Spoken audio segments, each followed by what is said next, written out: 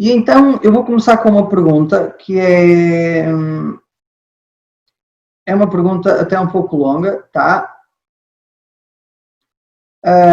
E então é sobre o sofrimento, esta pergunta. Eu geralmente sou uma pessoa feliz e procuro sempre transmitir o meu melhor, mas sinto um impedimento interno como uma barreira ou um muro. E como escrevo poesias e me expresso melhor através da poesia que já escrevi, é algo que não sei o que é. E aparece em mim de vez em quando, em sonhos, na projeção mental, portanto, está a falar da poesia, não é? E ela diz pronto, que não sabe muito bem o que é. E a pergunta agora é: há um sofrimento que nós sabemos qual é o sofrimento, não é? E então, que é quando as pessoas estão sofrendo por causa da interação com o meio onde as pessoas estão inseridas. E, professor, você falou em dois conceitos, a iluminação e a liberdade. Eu gostaria de compreender melhor esses dois conceitos em relação ao sofrimento, não é? E então, a vida conjugal dá sofrimento, os desencontros, os rompimentos com diferentes laços afetivos. E então, professor, você pode explicar um pouco sobre o sofrimento consciente e o sofrimento inconsciente? Então, é uma pergunta um bocado assim, pouco direita, não é? Mas, resumindo a pergunta e tornando a pergunta bastante objetiva, a pergunta é esta: professor, o que é a iluminação, não é? O que é a liberdade? Como é que o sofrimento se relaciona em relação a isso? E o que é o sofrimento inconsciente ou subconsciente e o sofrimento consciente? Então, esta é a pergunta, não é? E então, sendo esta a pergunta, antes de mais, a libertação, o que é? Moksha é a liberdade da consequência de a pessoa se achar quem não é. E essa conclusão errónea de que a pessoa é desta forma, é daquela forma, é pequena, é alta, é baixa, é gorda, é magra, é rica, é pobre, é mulher, é homem, pertence a uma família rica, não, é instruída, é pouco instruída, sabe inglês, não sabe inglês. Então, tudo isto é aquilo que torna a identidade da pessoa. Eu sou assim, desta forma, eu sou daquela forma. Isto é a identidade da pessoa. E é por causa desta identidade, que não é a verdade absoluta, que a pessoa sofre. E isto é a causa do sofrimento, é a ignorância da verdadeira natureza de cada um. As pessoas desconhecem o que são e por causa deste desconhecimento há um erro consequente. Reparem, se a pessoa não sabe nada de nada, não é possível haver um erro. Se estiver totalmente escuro, eu não posso errar acerca do que é que existe numa sala totalmente escura, porque não há luz sequer para poder errar. Então, uma das condições necessárias para o erro é haver um pouco de conhecimento. Só assim é que nós podemos errar. Tem que haver um pouco de conhecimento. Só que não há o conhecimento total. Então, nós temos algum conhecimento acerca do que somos. Somos vivos, somos seres vivos, somos seres conscientes, que interagem, temos um passado. Mas este conhecimento é limitado, vejam bem. Não é total, é limitado. E como não é total, como é parcial, dá origem a um erro consequente. E o erro vai incidir sobre as características do corpo, as características da energia, as características da mente, da personalidade, das emoções, de tudo o que me acontece. No fundo, o erro vai se basear aí somente, estão a entender? E a pessoa vai, se o corpo é pequeno, a pessoa vai dizer, eu sou pequena. Se o corpo é gordo, a pessoa vai se rotular como gorda. E vai sofrer porque é pequena, vai sofrer porque é gorda. Na Índia sofrem por causa da cor da pele. Existem cremes, vejam bem, para branquear a pele. Na Índia há um negócio enorme de cremes para branquear a pele. Porque sofrem por causa da cor da pele. Nós cá não temos isso, porque somos todos brancos, caucasianos, não é? Não temos esse problema. Mas nascemos num país onde existe uma gradação de cores, o mais branco é o melhor. Há um sofrimento por causa da cor, um sofrimento por causa do grau de intelectualidade. Dois professores de filosofia juntam-se a debater e é a ver quem é que cita mais filósofos da antiguidade com as datas do trabalho. E é assim que eles marcam pontos, em função da intelectualidade de cada um, estão a entender? E isto é por causa de um erro cognitivo. Eu avalio-me, eu identifico-me em função de características físicas, mentais, energéticas, intelectuais, culturais, profissionais, e daí extraio o meu status quo. Se ele é bom, em termos comparativos, eu sou uma pessoa feliz. Mas o que se passa é que este status quo, em termos comparativos, é uma coisa muito frágil, muito, muito, muito frágil. Porque haverá sempre alguém melhor do que eu. E se eu dependo de ser o melhor para ser feliz, então eu vou ser infeliz, porque ninguém consegue ser o melhor o tempo todo. Uma Miss Universo é Miss Universo uma vez na vida, depois nunca mais é. A luta por querer ser o melhor jogador do mundo, o sofrimento que isso traz. E depois o outro foi melhor, conseguiu, ficou triste, não consegui. Estão a ver? Há um erro, fruto da ignorância, e esse erro tem uma consequência nefasta, que é o sofrimento.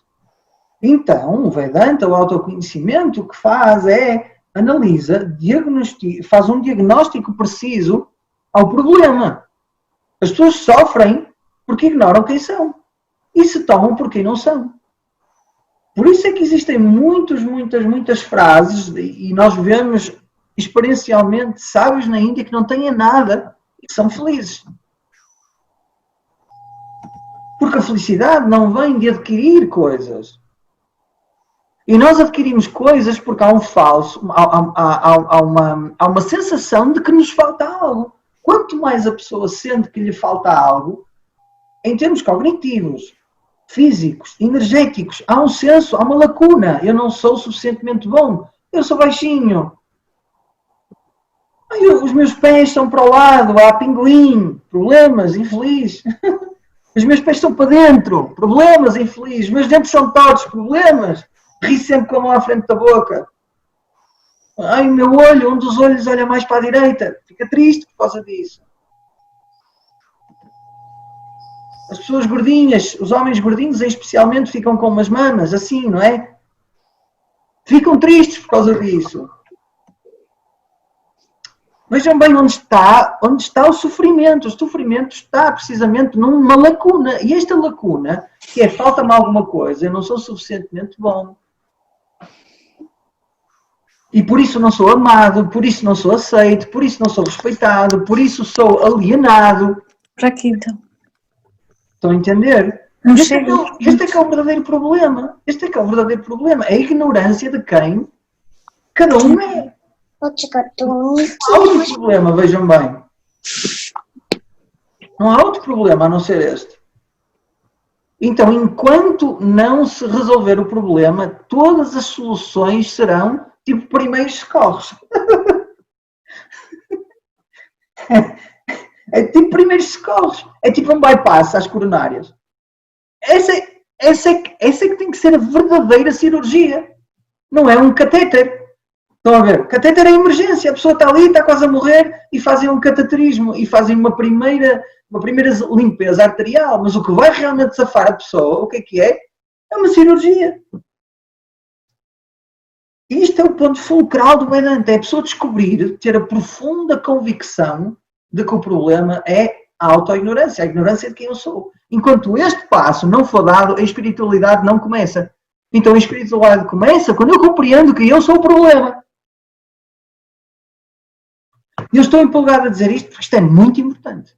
Estão a entender? Isto é muito, muito, muito importante. Como diz o nosso querido mestre, se tu és o problema, tu és a solução. A solução não está no mundo, não está enquanto tu ganhas, enquanto tu adquires, por mais que tu faças, não é, por mais likes que haja no Instagram, ou seguidores, ou Facebook, a solução não está lá fora. A solução é o meio de conhecimento chamado Vedanta, pelo qual a pessoa descobre que já é livre por natureza. E esta descoberta é um processo, demora o seu tempo. E a pessoa tem que confiar no professor, tem que se expor ao ensinamento, e isso demora. E aqueles que já estudam com o Vedanta há algum tempo comigo, há 1 ou 2 anos, têm vislumbres claros daquilo que é o verdadeiro ensinamento. Comigo ou com outro professor competente, que saiba aquilo que está a dizer. E que viva aquilo que diz. Entendem bem? Então, essa mudança cognitiva que reside na descoberta de quem eu sou realmente, isso é chamado moksha e é irreversível. Não há volta atrás, é irreversível, acabou. Estão a entender? E isto só vem com conhecimento, não vem com mais nada. Esta mudança cognitiva só vem com conhecimento. Porquê, Paulo? Porque a distância à iluminação, como se chama muitas vezes, é física? Não, não é. Não é. A liberdade não está em nenhum planeta distante, não está na Antártida, não está na Índia, não está em lado nenhum. E as pessoas andam atrás dela e não a encontram em lado nenhum. Uns sobem o Everest, outros vão para a Índia, para as grutas, outros decidem dar a volta ao mundo, uns querem ir à Lua, agora já há turismo para a Lua. A distância não é física. Não é física. Também não é temporal. Porque então se eu chegasse a velhinho e ficasse livre, mas não é. Quantos velhinhos imaturos existem por aí? Carrancudos, pessoas difíceis de lidar. Velhice não é igual a maturidade. Muitas das vezes é. Temos que admitir. Mas não é. Velhice não é sinónimo de maturidade. Não é. Onde está a velhice, está a maturidade? Não.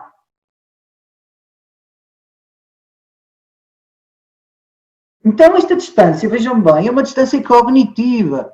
Se o problema é a ignorância, então eu tenho que fazer uma viagem cognitiva, desde a ignorância até ao conhecimento. E quando eu chegar ao conhecimento, não há mais ignorância, estão a entender? O meu querido mestre, ele passava semanas, às vezes 2 semanas, para chegar a este ponto. Para eliminar a tendência que as pessoas têm de achar que a iluminação é uma experiência mística, religiosa,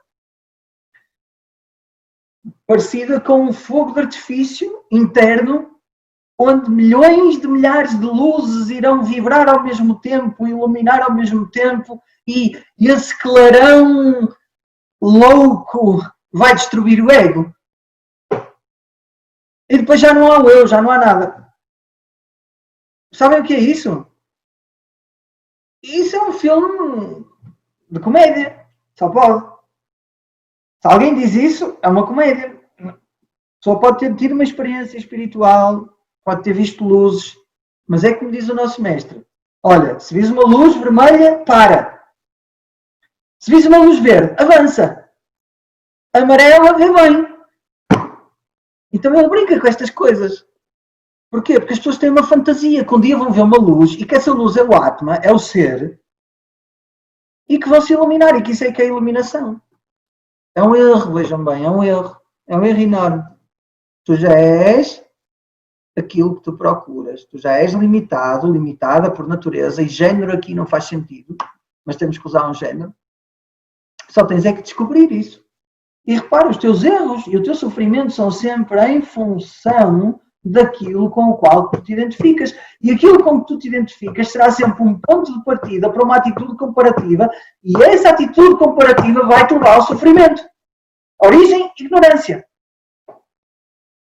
Ignorância, erro, comparação, falta. Eu sinto que me falta alguma coisa. Vou entender? Um problema.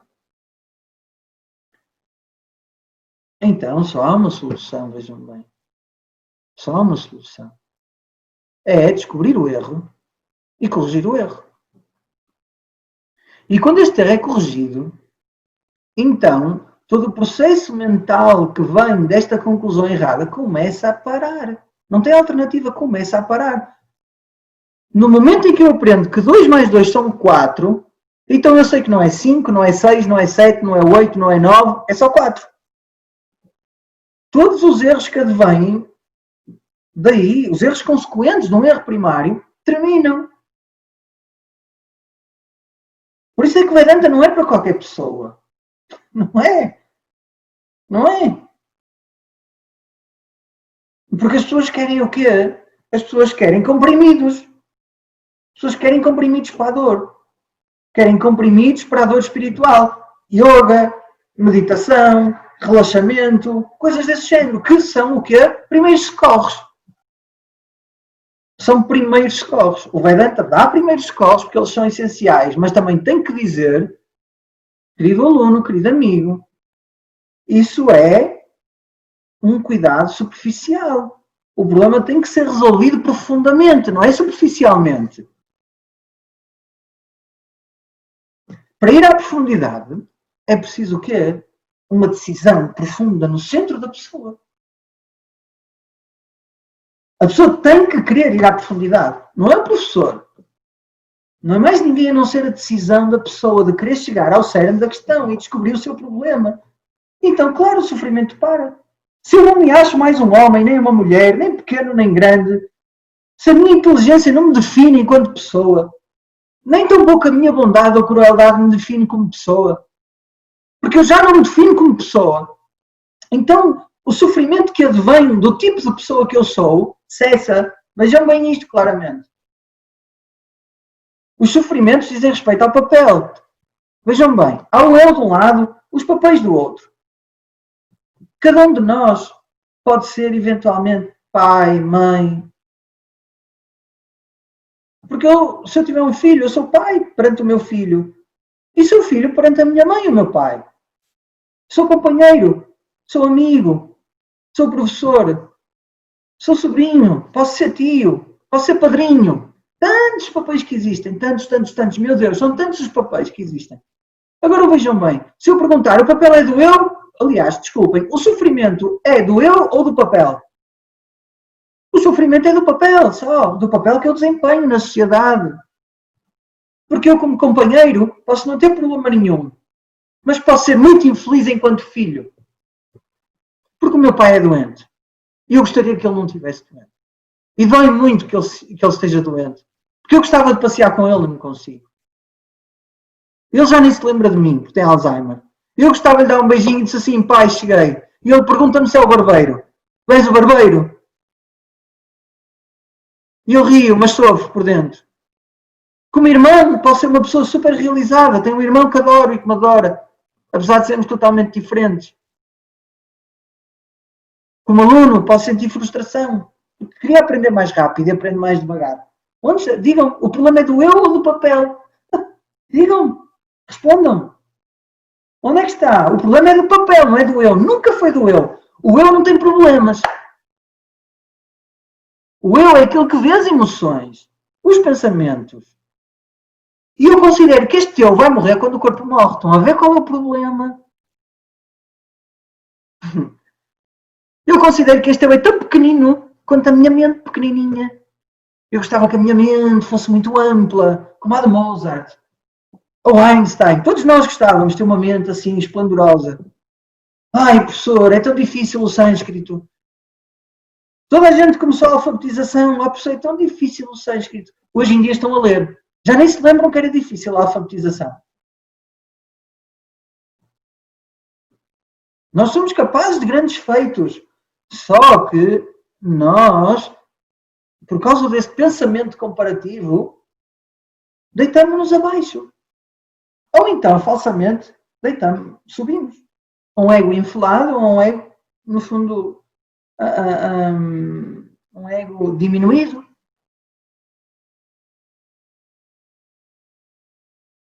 Então, sempre que eu falo deste tópico, eu fico super empolgado. Vibro, porque eu quero que vocês vejam isto claramente, que o problema é a ignorância, não é mais nada, é só a ignorância de quem eu sou. Não há nada que possam comprar, não há nada que possam tomar, não há nenhum sono especial que possam dormir, não há nada que possam fazer, porque não é de fazer, é de entender. A única coisa que vocês podem fazer é criar as condições na vossa vida para receberem este conhecimento, livre de obstáculos, criarem as condições internas para susterem este conhecimento, para susterem o entendimento deste conhecimento. É a única coisa que realmente está ao vosso alcance fazer. O resto é o professor e vocês ouvirem.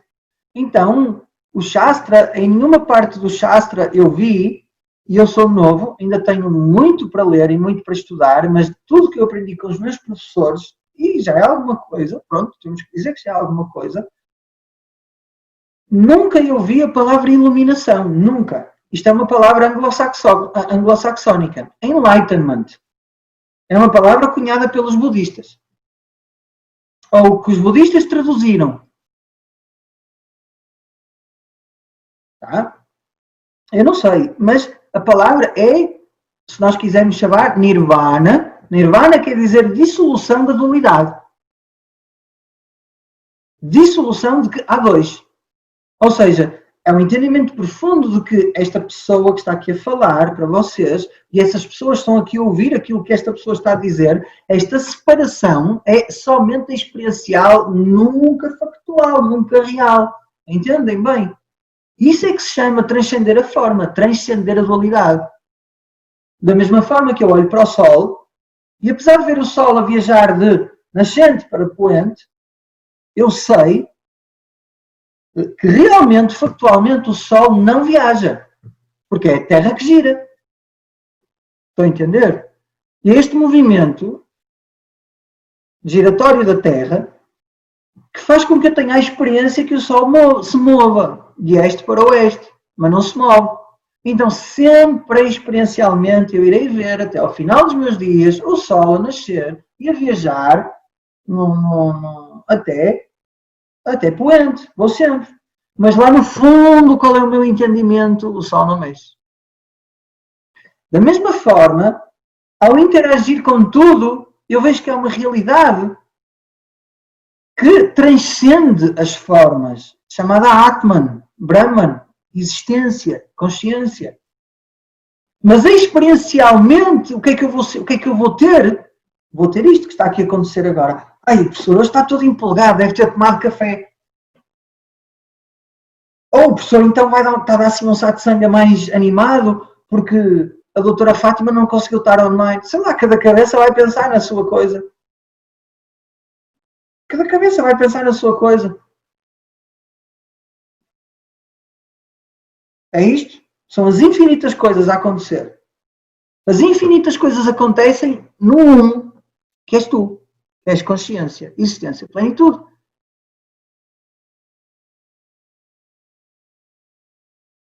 O ensinamento termina aqui. Não há nada a dizer. Ai, pessoal, mas eu sofro. Sim, ok. Agora observa as tuas emoções. Quanto tempo lá fica uma tristeza? Quando dormes à tristeza? Não, não. Por isso é que eu gosto de dormir. Por isso é que as pessoas dormem 15 horas. Às vezes as pessoas deprimidas dormem 15 horas. Porquê? No sono profundo, tristeza, zero. Felicidade, 100%. Por onde foi a tristeza, pergunto eu. Por onde foi? Onde é que a tristeza? A tristeza não é real, porque algo que é real tem que durar para sempre. Trikala, Apitishta, Titi, Satyam. É a definição sânscrita, uma definição bonita. Se um dia vos perguntarem, ó professor, qual é a definição de verdade? Eu, a primeira vez que eu li isto, para mim foi incrível, uau! Fez-se luz na minha cabeça. Os cientistas andam atrás de uma definição de verdade, não encontram. Sabem qual é a definição de verdade? Eu vou-vos dizer. Aquilo que não pode ser desmentido nunca é verdade. Esta é a única definição de verdade que não é parcial. Não é um ponto de vista. Todas as outras definições da verdade são um ponto de vista. Então, como é um ponto de vista, não é a verdade total. Porquê? Porque daquele lado não se vê a mesma coisa. Daquele lado não se vê a mesma coisa. Cada ponto de vista tem uma visão limitada. Agora, quando se define verdade como aquilo que não pode ser nunca desmentido, que existe sempre nos 3 períodos de tempo, passado, presente e futuro, isso não é um ponto de vista. Isso é a apreciação de um facto. E esse facto é, na realidade, a verdade do tempo. Porque aquilo que existe nos 3 períodos de tempo, passado, presente e futuro, tem que estar para além do tempo. Estão a entender? Porque tudo que existe no tempo termina. Então, o Vedanta é esta abordagem, este meio de conhecimento muito preciso, muito metódico, que vai destruindo um por um estes erros que todos trazemos. Todos trazemos. E que herdamos dos nossos pais, da escola, da ciência.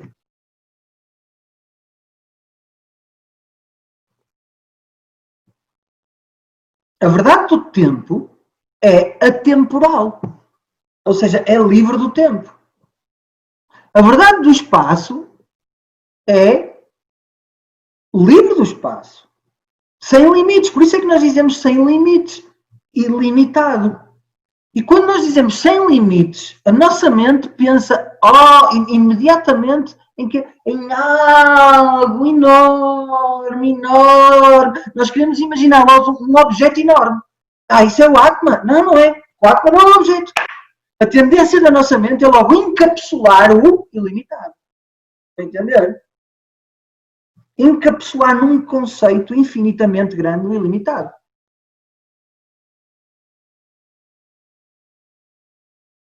Por isso é que é assustador às vezes. Mas o que é que eu sou afinal? Olha, aquilo que eu tenho dito que tu és, o Atma ilimitado.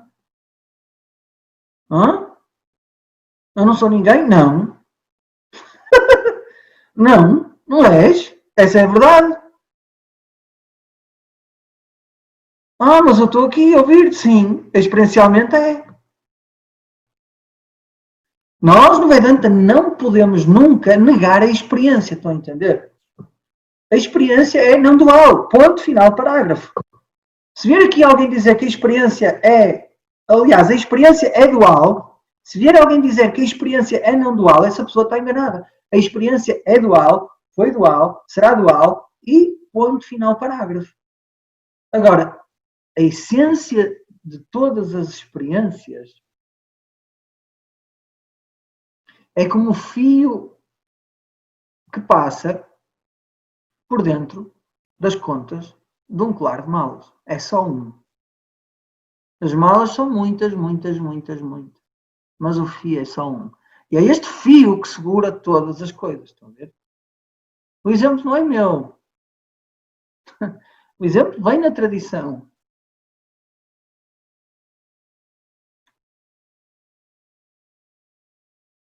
A onda, ela acredita que é onda. Acredita que vai morrer. Porque não sabe que é água. Só por isso. Vejam, o problema é a ignorância. Mas a pessoa, como é que a ignorância pode causar tantos problemas? Olha, eu vou dar um exemplo. O fulano perde a carteira num sítio qualquer. O que é que tem na carteira? Tudo. Identidade, os cartões todos. Números de telefone. Documentos do carro. Passaporte. Perdeu a carteira. E agora? Problema. Onde está a carteira? Não sei. Toca a telefonar para os bancos. Toca a telefonar para toda a gente. A minha carteira ficou no trabalho, ficou na secretária. Você viu a minha carteira? Ninguém viu a carteira. Está triste, está frustrado, vai ter uma data de trabalhos, tem que ir à loja do cidadão e agora em tempos de Covid, como é que ele vai resolver isto tudo, não é? Perdeu a carteira, o fulano agora está tramado, em tempos de Covid vai ser um problema. Até que, naquele dia de manhã, depois de ele não ter dormido nada, telefona um amigo. Olha, deixaste a carteira no chão do carro, do meu carro. Nesse preciso instante, onde ele ganha o conhecimento do paradeiro da carteira, todos os problemas se resolvem instantaneamente. Ele não precisou fazer nada. Vão entender? Então, a ignorância gera muitos problemas. Este é um simples exemplo. A ignorância do paradeiro da carteira gerou uma data de problemas. O conhecimento do paradeiro da carteira resolve esse problema de identidade. Nós perdemos a nossa identidade, alguns. Temos que recuperar essa identidade. É assim que o Vedanta vê o sofrimento, a causa do sofrimento e a libertação do sofrimento. Porque a palavra iluminação leva meio mundo a pensar que vai haver uma experiência mística. Para entender? Vai haver uma iluminação cá dentro. Uma Kundalini, alguma coisa assim. Agora a minha pergunta é, se houver uma experiência, seja ela mundana ou mística, não será ela passageira?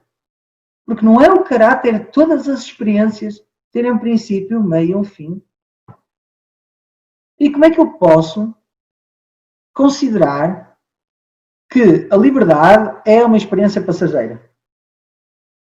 Das duas, uma. Ou a liberdade é a natureza do meu ser, ou eu nunca vou ser livre. Porque liberdade implica não haver limites. A liberdade implica não haver limites. Livre de limitações significa liberdade. Que tipo de limitações espaciais? Temporais. E em termos de objeto, limitações espacial, o que é? Eu estou aqui, não estou ali. Só posso estar aqui, não estou ali. Liberdade temporal, o que é? Eu nasci, este corpo nasceu, vai ter um período e vai morrer. É limitado do ponto de vista temporal. E é limitado também em termos daquilo que ele é. Este corpo é este corpo e não é esse corpo. É limitado em termos de ser um objeto particular, porque não é outro. Estas são as três limitações que os sábios do Vedanta nos dizem. Espacial, temporal e em termos de ser um objeto. Estão a entender? Então, se existe alguma coisa que é totalmente livre,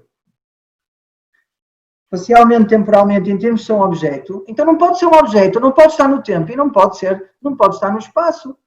Isso significa que é sempre livre. Estão a entender? Que ser sem limites não é um estado que se adquire, mas sim uma natureza, uma verdade, um facto. E das duas, uma, eu já sou esse livre sem limites, ou então nunca serei sem limites, porque sem limites significa o infinito. E o infinito não pode ser construído. Porque por mais que eu some a um número finito, terei sempre um número finito. E um matemático sabe isto muito bem. Então, se eu sou finito, ou seja, se eu sou limitado, então eu serei sempre limitado, jamais poderei ser ilimitado. Porque finito mais finito dá finito. Por mais ações que eu faça, por mais resultados que eu tenha, os resultados são sempre finitos. Não há um resultado infinito. A ação é finita, o resultado é finito. A qualidade da causa vê-se no efeito. A ação é a causa, o resultado é o efeito. Então, nenhuma ação me vai trazer o infinito. Entendam bem isto. Então, das duas, uma. Ou eu nunca serei livre, ou então eu sou sempre livre, mas desconheço. Vão ver a raiz do problema? Isto é profundo, nós fazemos estas análises. Isto não é filosófico. A pessoa está a ter um debate muito filosófico e abstrato hoje. Não, não. Estou a falar do que é que tu és. Tu és livre de limitações. Mas alguma coisa, chamada ignorância, te impede de apreciar a tua verdadeira natureza. Há um condicionamento muito forte que te impede de apreciar isso. Como é que é esse condicionamento? Tem a sua origem na ignorância e é, no fundo, a consequência de uma série de erros. Isso é que se chama um condicionamento.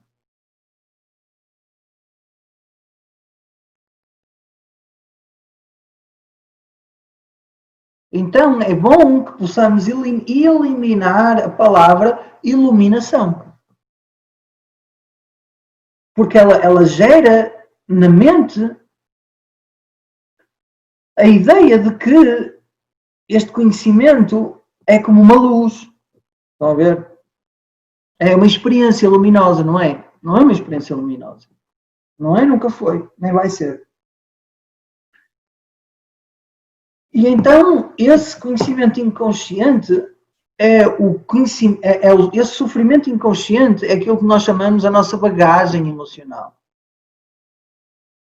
Tá? E é aquilo que nos impede, de facto, de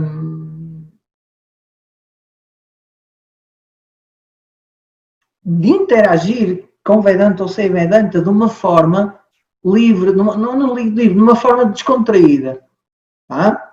Todos nós temos uma bagagem emocional grande. Todos nós temos uma bagagem emocional grande. Todos. Porque somos humanos. E em crianças fomos traumatizados.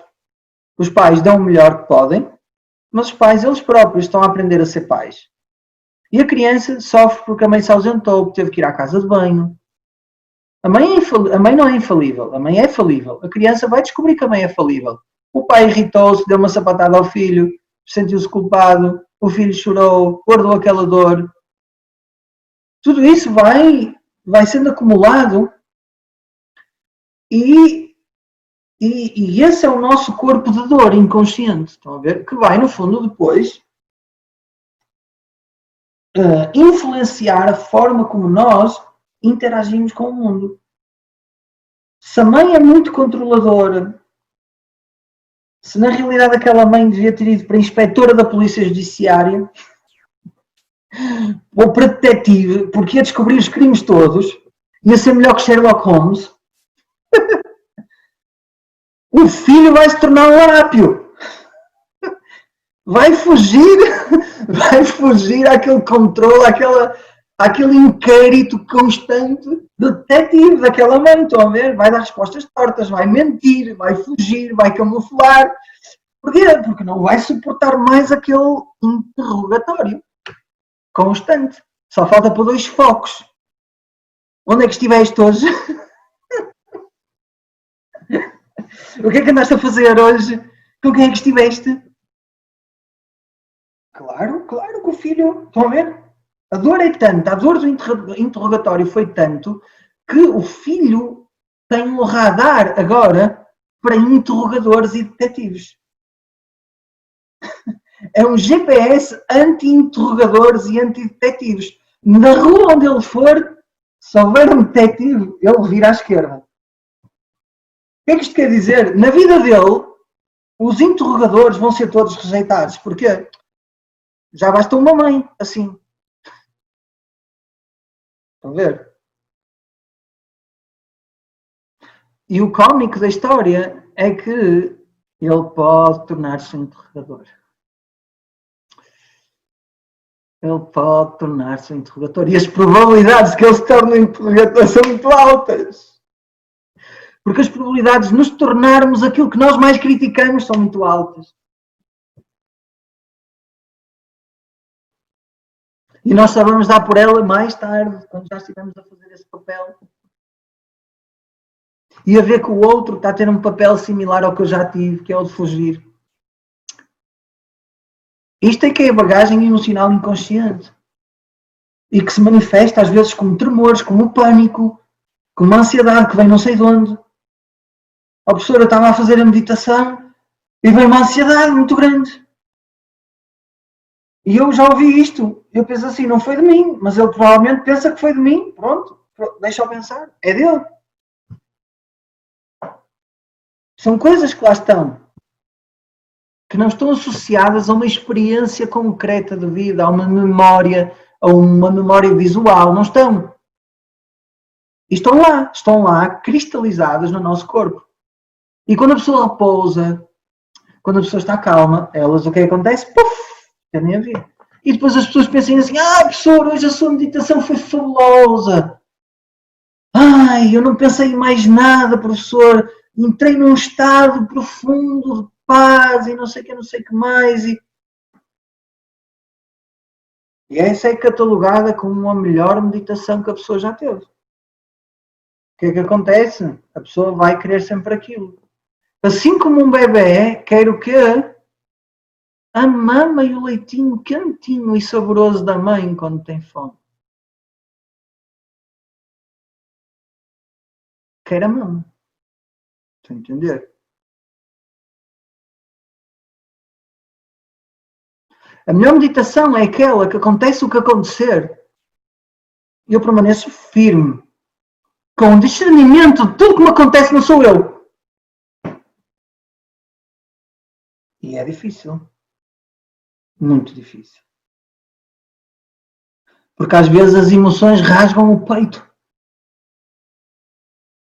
E eu penso, mas que energias é que tem esta sala? Deixa-me acender um incenso, passar uma velinha, entrou aqui um espírito. O mal está fora, estão a ver? Voltamos ao tópico do princípio. O mal não está cá dentro, o mal está no mundo. Se o problema és tu, a solução és tu.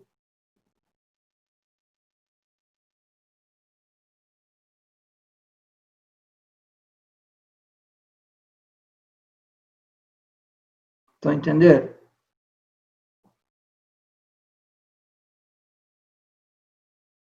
E dito isto, não é? Vem o dia a dia. Amanhã acordo, já nem me lembro de satsang. Os primeiros 10 minutos depois de acordar, o que é que a pessoa se lembra? Lembra-se lá que tem um professor de Vedanta, lembra-se lá que faz não sei o quê, acorda e outra vez esta vida. Ai, queria ficar na cama.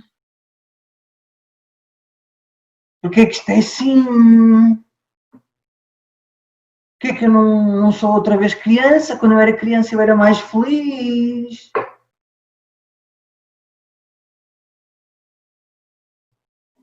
Então, todo o trabalho de Vedanta é a pessoa acordar de manhã e lembrar-se daquilo que é. Quando põe a cabeça no travesseiro para dormir, lembrar-se daquilo que é. E tantas vezes há essa lembrança daquilo que a pessoa realmente é, que torna-se espontâneo saber o que é.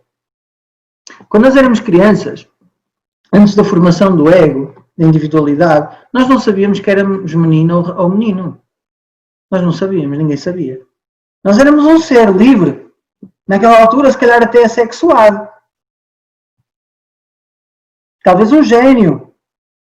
Aos 2 anos saiba que é homem, mas a maior parte de nós, aos 3, 4 anos, a individualidade começa-se a formar. E depois o pai começa a dizer, ó, a criança, não é? Os meninos passam uma fase em que mexem muito na pilinha. Quem tem filhos sabe isso. Alguns filhos mexem muito na pilinha. Porquê? Estão a descobrir. E depois começam a ter vergonha da nudez. Porque vão sendo ensinados que têm um sexo. Está a entender?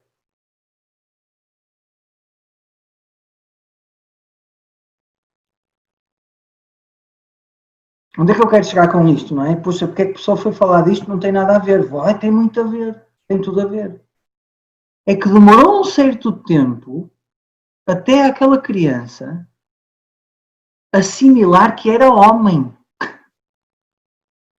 Demorou um pouquinho. E, que os outros, e as outras eram meninas.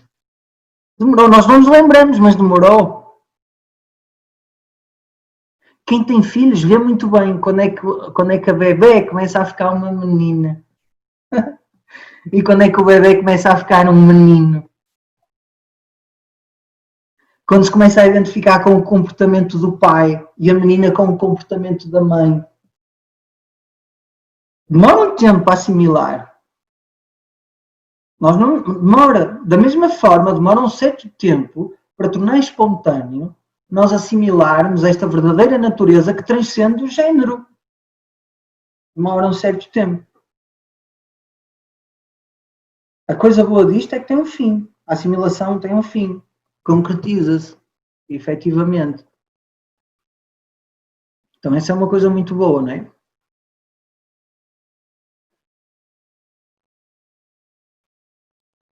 Esta é uma pergunta super importante e por isso é que eu decidi deliberar sobre ela este tempo todo. Porque